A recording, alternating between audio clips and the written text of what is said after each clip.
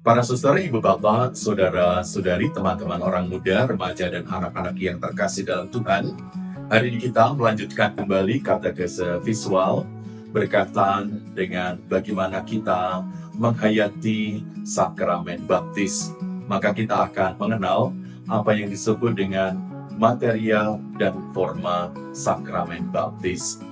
Dalam perayaan pembaptisan, maka materinya adalah air.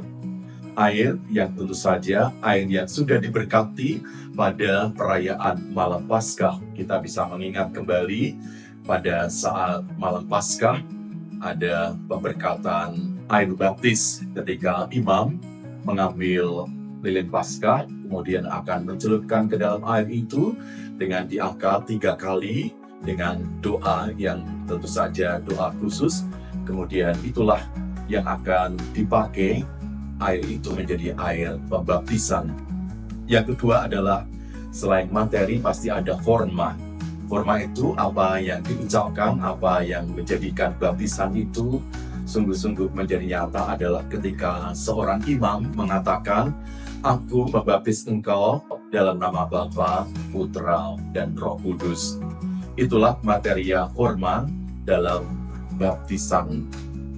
Demikian juga kita akan semakin menghayati akan baptisan yang kita terima, baik itu dalam materia dan forma itu adalah bahwa ada buah atau rahmat sakramen baptis yang juga akan meneguhkan setiap perjalanan hidup kita. Apakah itu buah atau rahmat sakramen baptis? Yang pertama, ketika kita menerima baptisan, maka kita mendapat pengampunan dari segala dosa, baik itu dosa asal maupun dosa yang kita buat dalam kehidupan kita sehari-hari.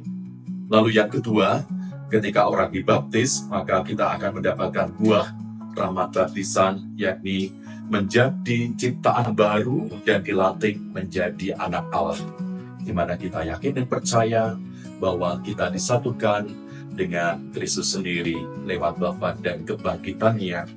Demikian juga yang ketiga, buah atau rahmat sakramen baptis adalah memperoleh rahmat pengudusan yang membuat kita sanggup untuk semakin percaya kepada Allah. Kita berharap kepadanya dan mencintainya, membuatnya hidup kita di bawah bimbingan dan Roh Kudus, membuat kita akan semakin sanggup untuk bertumbuh dan berkembang dalam kebaikan, dalam perjalanan iman dan hidup kita.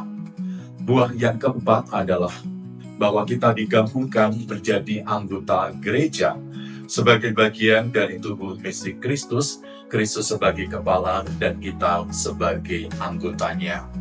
Maka ketika orang sudah mengalami pembaptisan, dia akan disatukan dengan anggota gereja, yakni baik itu gereja Katolik seluruh dunia, maupun nanti akan bergabung dalam gereja partikular, gereja keuskupan, dan gereja lokal, yakni di paroki. Demikian juga buah atau rahmat sakramen baptis, di mana kita akan dimeteraikan secara kekal dalam sebuah meterai rohani yang tidak terhapuskan sebagai bagian dari Kristus. Artinya apa? Artinya bahwa kita nanti akan dijamin untuk memperoleh kehidupan kekal dalam perjalanan kita di dunia dan kepenuhannya nanti pada saat kehidupan yang akhir, yakni kehidupan kekal, di mana kita akan disatukan dengan Kristus sendiri.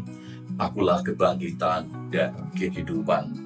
Maka mari saudara-saudari, kita sadari kembali akan anugerah baptisan, baik itu dalam materia maupun forma, di mana kita akan sungguh-sungguh akan berbuah dalam rahmat sakramen baptis itu ketika kita mau menghayati, menghidupi kembali anugerah sakramen baptis, hidup baru di dalam Roh Tuhan sendiri. Tuhan memberkati.